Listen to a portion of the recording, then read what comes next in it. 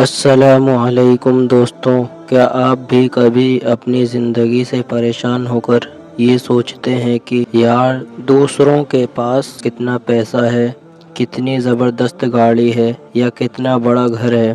اگر آپ کے دل میں بھی کبھی ایسا خیال آتا ہے تو ہمارے پیارے نبی کریم صلی اللہ علیہ وسلم نے اس پر کیا فرمایا، آئیے جانتے ہیں۔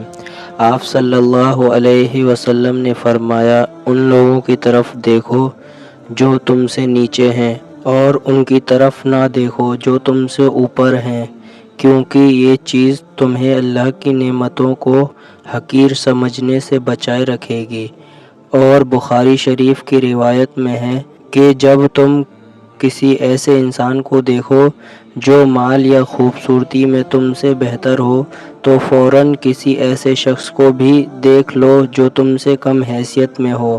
دوستوں، جب بھی کسی امیر کو دیکھیں تو اپنے سے مجبور اور غریب انسان کو بھی دیکھ لیا کریں، جس کے پاس پہننے کو جوتا یا کھانے کو روٹی بھی نہیں ہوتی۔